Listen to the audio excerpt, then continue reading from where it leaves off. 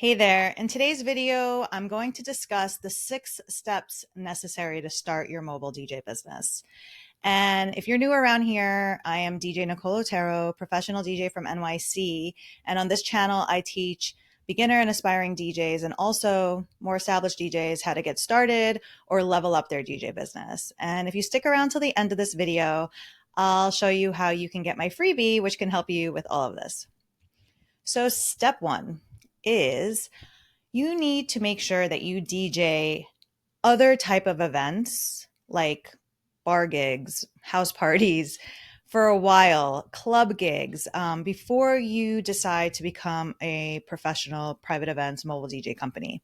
The reason why I say this is because it's not that you can't start doing that right away, but it's kind of like teachers. Like, have you ever had any type of teacher who was like amazing because they have all this life experience and therefore they can really give you their life experience in the subject that they're teaching you.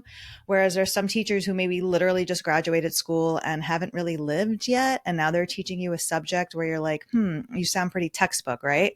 Well, I'm making that metaphor because I feel the same way about DJs, like you need to live a life a little bit first. Go out to a bar, have a DJ residency where you're playing the same crowd every week at a lounge, at a nightclub. I mean, that's when you get really good. You get good at reading a room. You learn what people react to. And you build an identity, right? You build a story for yourself. I know for me, I'm super lucky. I started in the vinyl era, and I think all DJs who started in vinyl, we definitely have a story to tell when we do a vinyl set, right? So when you can get some of that real life DJ experience before jumping into the private events game, I think that that is ideal. So the second step is, sorry, I got an itch, is you want to, once you have that experience under your belt and you're ready to start doing private events, I actually recommend working for another private events DJ company first. And the reason for that is there's a few things. The first thing is if you've been a nightlife DJ for quite some time, there's a transition.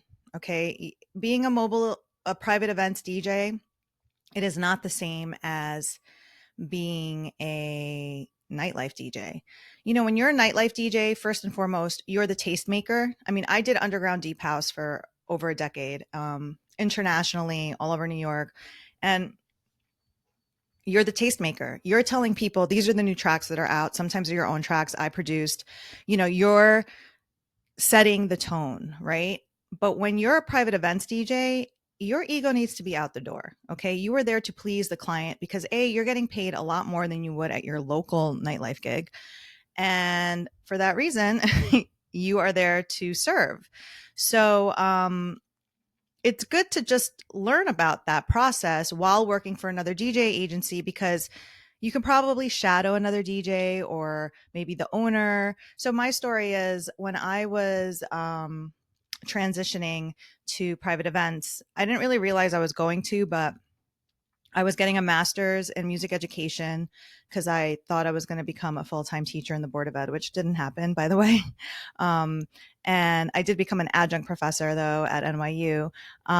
But I looked up an ad on Craigslist, actually. I was working a day job, still hustling nightlife gigs and getting a master's. And I saw this ad on Craigslist, good old Craigslist. And I sent them my bio, which was pretty long because I'd been DJing a long time and I had listed every venue on my bio that I'd ever DJed at. So if you ever want to use that, it's just keep track of every venue. It's impressive. You don't even realize how many venues you're at until you list them all. You're like, whoa. But anyway, I started working for them and the owner would be with me at gigs. I think just because he knew I was a nightlife gig. He was really smart. And he was like, okay, she clearly has the skills, but does she know about timelines? Does she know how to MC? Does she know, that you have to, all the preparation that goes along with it? And there's just a lot.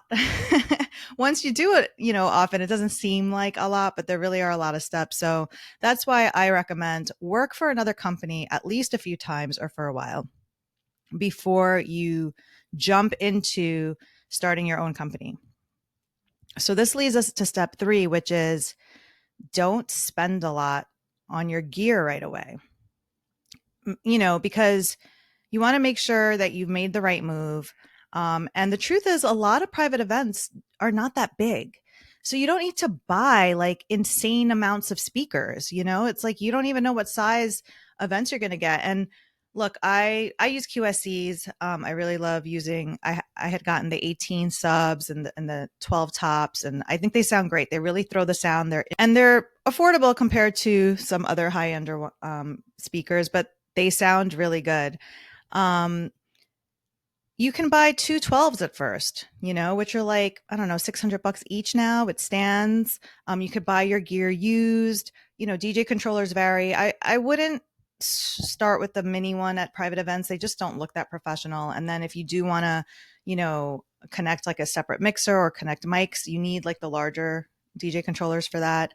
And then, if you're going to use a computer, I would get a solid computer. Don't cheap out on a computer. So the computer could be pretty expensive, about $3,000 for a good MacBook Pro. But yeah, you don't have to like. People think like, oh my god, a mobile DJ business, I gotta like spend $20,000. You don't. You really don't. You could probably spend under $5,000 to get started, and especially if everything is used, good condition but used. So that's my second tip. So the third step is not really a step, it's more informative. I kind of just knew this already because I'd been doing it for my nightlife DJ career for so long, but you don't have to start a corporation or an LLC when you're starting your mobile DJ business right away. You can just do it as doing business as. Now, talk to your accountant. Every state is different. I'm in New York State, but in the beginning, you don't know how much money you're going to be making. And until you start making, where you're like, whoa, this is actually a full-time salary.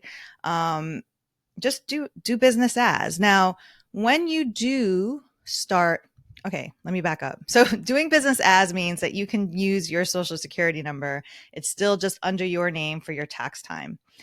Now, the cons to that is when it comes off for write-offs, you won't get as many perks as you would if you were an LLC or a corporation. And by the way, I am a single, like I own my company alone and I have it as an LLC. So LLC does not have to be actually two or, partnership people. But once you start making significant money, and you'll know, then yes, step up. You can do it online, like I believe for free. I'm pretty sure. I had my accountant do it for me just because I can't deal with that kind of stuff and I trust my accountant. But it's just know that it's something you could wait on. All right. So the next step is you actually, I recommend, like, once you've been working for another company, like for me, like when I was working for this other company, they got me a lot of work and I kept getting really good reviews for them. And I saw I was making more consistent money, especially during like high wedding season, than I'd ever have been as a DJ. So, when I started my company, I knew that if I invest in ads, I'm going to see that return quick, right? I already knew that. So that's the perk of working for another company as well, is that you'll see what the potential. And the thing is when you work for another company, they're always going to take their booking fee on top. So if you work for someone else, you're not going to make quite as much as you would if you just work for yourself, right? But it was still good money. So I paid for a site called The Knot. The Knot is like the biggest website for wedding vendors. And so is Wedding Wire. And so I ended up paying for both The Knot and Wedding Wire. And I started with that getting reviews. So I made sure when I set up The Knot and Wedding Wire, I got reviews. And sometimes I had to reach out to older clients to be like, hey, would you mind just, send them the link and they'd write a review, because when people go onto these websites, it's like anywhere online, they want to see reviews. So that is definitely a tip that I recommend. It's worth it. That leads us to my next tip, which is, once you are getting money, you're getting, inquiries and you're getting bookings through any paid advertisement. And by the way, I'm in New York, and to me, the knot seemed like the best, but it really depends on your state. So you need to do your due diligence and research on whether or not there you can get good money from the knot in your state. So I'll give you an example. I moved to Puerto Rico this winter for 4 months, so I decided, hey, let me try the wedding wire to start advertising my company out there because the knot doesn't promote in Puerto Rico. And I found out after advertising for 2 or 3 months that DJs charge a lot less in Puerto Rico than they do in New York, like significantly lower. And for me, I realized it wasn't worth it because I'm only there 4 months. I don't even have equipment there. I would have to rent it. So I was like, it's not for me. The market's not right for me there. So always do your due diligence on, where it makes more sense to advertise where you live. I have talked to other DJs who have a lot of success with Bark. Okay. Maybe Gig Salad. These are other websites that also advertise for vendors for parties. So yeah, do your due diligence because not every market is the same, meaning not every city, town is the same, right? Alrighty, so on to the next. So once I started getting consistent gigs through the Knot and Wedding Wire, I knew that I wanted to also create my own online strategy for my business because I didn't want to be dependent on any advertisement company. Because for me, it's like, well, what if that company goes down? And then where am I at? And the thing is, when you start doing a lot of weddings and private events, you will get client referrals, especially if you're doing a good job. Other vendors will start recommending you. So, and you start networking. So these, it is like a stepping stone, but I still wanted to know that my company had its own online presence. And therefore I decided to learn about SEO. SEO is search engine optimization.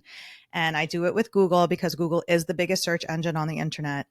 And I learned about how to create a website that would be SEO friendly for my business and how to get my website to rank for certain keywords on Google. Like, for instance, if you type in Google wedding DJ NYC, most of the time my company, my website is on page one and I don't pay for advertisement. It's because of the SEO strategies that I use, I rank on page one for a lot of different keywords. So in 2023, I made literally $10,000 from one client because of my SEO strategy, which was I wrote a blog about female DJs. And because I'm a female and I also have other female DJs that I book for my DJ agency. And I wrote that blog in 21. And in 2023, all of a sudden, in 1 week, I got all these inquiries and people were saying, oh, I found you on the Google after putting in female DJs. So I think it's really worth it to try to get yourself on Google without Google ads. I know people use Google ads and they have success. I just feel like I'm trying to not pay for ads, period. I just want to get referrals and inquiries through just like, I guess, my own blood, sweat, and tears. So once my SEO got really good, I actually let go of Wedding Wire as advertisement because I think the Knot and Wedding Wire in general, you are going to get a lot of bargain shoppers. Not always, but they're there. And I found that for New York, Wedding Wire had way more bargain shoppers. Like they didn't want to pay what I felt like I was worth. I would say for advertisement, rule of thumb is you want to get 3 times your investment. Okay. So whatever you're investing per month, you want to make sure you're making at least 3 times more than that. If you start making less, it's not worth it anymore. And along with your SEO strategy, you want to build like a social media presence. So just pick one. I picked Instagram and just start posting consistently. You know, post about your events. Right now, Reels is really like the thing on Instagram, which came from TikTok. Some people choose TikTok. Maybe TikTok will be better for you. I think for me, Instagram is better because most of the events my company books are weddings. And I don't know, but maybe I'll go to TikTok eventually as well. But those are the 6 steps that I took. And really, I just started, I started making a lot of money right away, more money than I'd ever seen just from DJing. And, I make well into the 6 figures now with my DJ company. I book a few other DJs. I've been doing it for like, I would say as an LLC since 2021. And yeah, so I just wanted to share that wealth with you. So, um, feel free to comment on this video. And again, what I told you in the beginning was that I have this link to a freebie where I really break down my playlist strategy. And you heard that like I actually started with vinyl. Um I have a master's. I've played classical and jazz piano. I've studied music my whole life. I have a BA in music technology. And I really, really love music. And I think I was gifted in this life with just a good ear, right? And I don't know, playlists have come easy to me. I can really just vibe a crowd. It's easy for me to figure out what songs go together. It's really easy for me to hear when songs don't go together. And I think that's part of the reason why I get a lot of bookings. It's because I have this ability to know how to play music and when to play it and blend. I mean, so I think it's really important. So check out the link to my playlist strategy freebie. And that also will hook you up with possibly working with me at a discounted price because I offer like a promo with the email sequence with that when you sign up. So if you would want to be one of my students, get some coaching from me, or yeah, join my DJ course if you're just starting from the beginning, I highly recommend. So yeah, I'm DJ Nicole Otero, professional DJ from NYC, and I'll see you next time. Bye.